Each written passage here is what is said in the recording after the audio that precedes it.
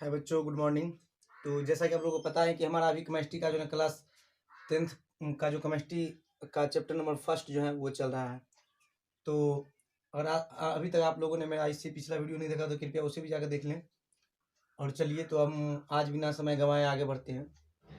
तो चलिए, तो जैसा कि हमारा अब अगला टॉपिक है कि रासायनिक समीकरण से प्राप्त होने वाली सूचनाओं को लिखें। तो रासायनिक समीकरण से प्राप्त होने वाली सूचनाएं क्या है, निम्नलिखित है।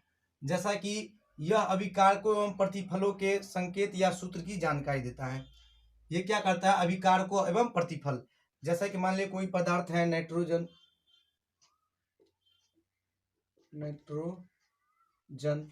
और हाइड्रोजन।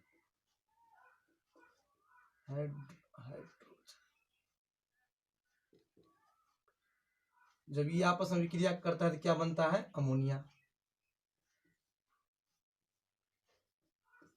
तो हमें नाइट्रोजन का सूत्र क्या है, N2H2, क्या बनता है हमारा NH3। चलिए इसे हम पहले संतुलित कर लें। तो हाइड्रोजन 3 2। तो चलिए ऐसा है। तो अब देखिए हमें क्या होता है कि यह अभिकारकों एवं प्रतिफलों के संकेत या सूत्र की जानकारी मिलता है। यह बताता है कि अभिक्रिया में कौन कौन से पदार्थ भाग ले रहा है और अभिक्रिया के फलस्वरूप कौन कौन से पदार्थ का निर्माण हो रहा है। जैसा कि हम देख रहे हैं यहाँ पे इस अभिक्रिया में कौन कौन भाग ले रहा है, नाइट्रोजन और हाइड्रोजन। और अभिक्रिया के फलस्वरूप कौन सा पदार्थ बनाता है, तो अमोनिया। हमें इस चीज की जानकारी मिली। अब आगे देखते हैं कि यह अभिक्रिया में भाग लेने वाले अभिकारकों के परमाणु एवं अणुओं के आपेक्षिक संख्या की जानकारी देता है। अब उससे अगला पॉइंट है कि यह अभिक्रिया के फलस्वरूप निर्मित प्रतिफलों के परमाणु एवं अणुओं की आपेक्षिक संख्याओं की जानकारी देता है। तो ये दोनों में देखिए कि जैसा हम देख रहे हैं कि यहाँ पे यह अभिक्रिया में भाग लेने वाले अभिकारकों के परमाणु एवं अणुओं की आपेक्षिक संख्या की जानकारी देता है। तो यहाँ पर देख रहे हैं कितना है, इसमें परमाणु की संख्या कितना है, तो 2। यहाँ परमाणु की संख्या कितना है, तो 3 दूनी 6। और इस अणु में इसमें अणु कितना है, तो 2। तो इस तरह से हम देख रहे हैं। तो ये हमारा यहाँ पे क्या है, परमाणु है, और यहाँ पे ये हमारा अणु हो गया, जिसमें ये हमें अणुओं की संख्या को दिखाता है। जैसा 2 दिखाया, इसमें कितना है 6, और इसमें कितना है 2। अब हमारा 5वां पॉइंट क्या है कि यह अभिकारकों और प्रतिफलों के मोलों के अनुपात की जानकारी देता है।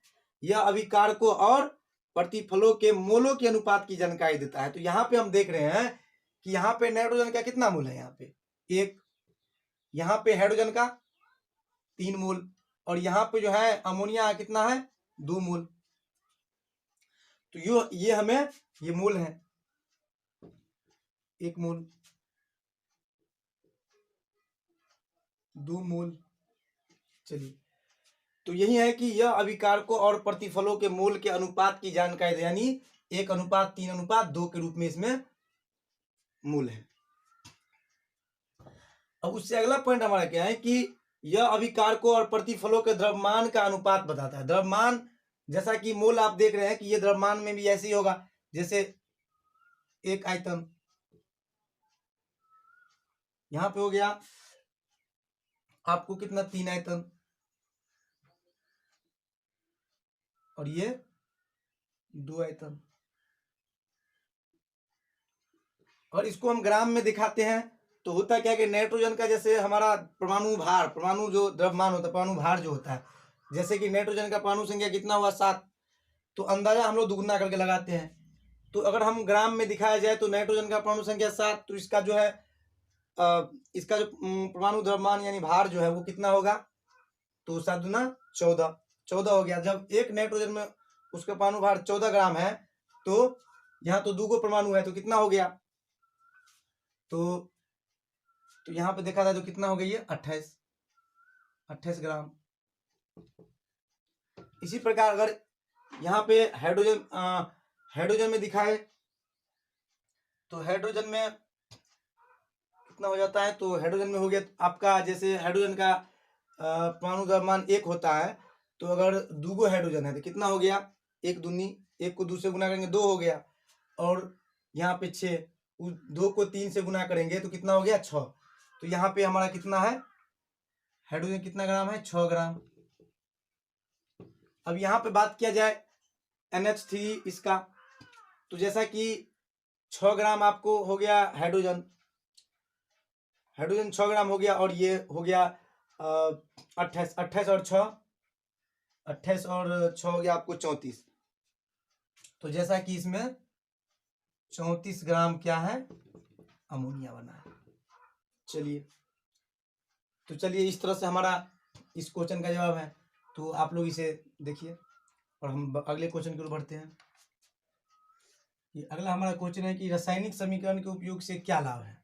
तो जैसा कि लिखा है कि रासायनिक समीकरण के उपयोग से निम्नलिखित लाभ है। जैसा कि आप लोगों को पता है कि इससे समय एवं कागज की बचत होती है। जब हम किसी भी अभिक्रिया को वाक्य के रूप में बोलते थोड़ा लंबा हो जाता है और लिखने में भी थोड़ा काफी ज्यादा बर्बाद होता है। अगर उसी को हम समीकरण का रूप दे दे तो होता क्या, इससे हमारे कागज का ये बचत हुआ और हमारे टाइम का ये बचत हुआ।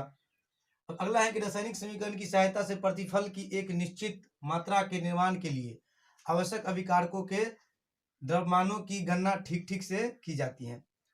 जैसा कि आप लोगों को पता है कि जब हम कोई चीज का, किसी भी पदार्थ का निर्माण करते हैं तो उसमें हमें कितनी मात्रा में कौन सा पदार्थ चाहिए, ताकि उन दोनों पदार्थ के मिलने से हमें जो पदार्थ चाहिए वो कितनी मात्रा में बनेगा। तो जो पदार्थ हम अभिकारकों में, जो पदार्थ का उपयोग जो एक निश्चित मात्रा में करते हैं कि कितनी मात्रा कौन कौन सा अभिकारक का लिया जाए कि हमारा जो प्रतिफल बनेगा वो जो हमें जितनी मात्रा में उतना बन पाए। तो वही है कि रासायनिक समीकरण की सहायता से प्रतिफल की एक निश्चित मात्रा के निर्माण के लिए आवश्यक अभिकारकों के द्रव्यमान की गणना ठीक ठीक से की जाती है। अब अगला पॉइंट है कि सभी जगह एक ही रासायनिक संकेत का प्रयोग होता है, अतः रासायनिक समीकरण की जानकारी प्राप्त करने में किसी को कोई कठिनाई नहीं होती है। जैसा कि लिखा है कि पूरे विश्व में, पूरे दुनिया में एक ही तरह का क्या होता है, रासायनिक संकेतों का प्रयोग होता है, जिसका कारण क्या होता है, कहीं भी आप विश्व के किसी भी कोने में जाइए तो वहां पे आपको कोई भी रासायनिक समीकरण की जानकारी प्राप्त करने में दिक्कत नहीं होगी। तो चलिए आगे बढ़ते हैं कि रासायनिक समीकरणों में भौतिक अवस्थाओं के संकेत लिखना।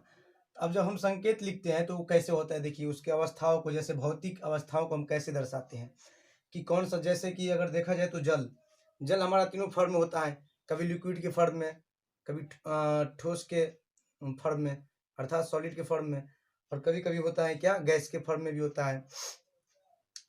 तो हमको कब किस फॉर्म में होता है कौन सा पदार्थ, उसी की जानकारी को हम क्या बोलते हैं, भौतिक अवस्था की जानकारी। और भी चीज़ है, चलिए देखते हैं पहले। तो लिखा है कि अभिकारकों एवं प्रतिफलों की भौतिक अवस्थाओं की जानकारी के लिए हम क्या करते हैं, ठोस के लिए क्या करते हैं, एस का प्रयोग करते हैं, द्रव के लिए एल का प्रयोग करते हैं, और गैस के लिए जी का प्रयोग, और जलीय घोल के लिए ए क्यू का प्रयोग। जैसे कि आप लोग देख रहे हैं, ये ठोस के रूप में, तो इसके आगे हम क्या दिए, एस। ये किस रूप में है, ठोस के रूप में।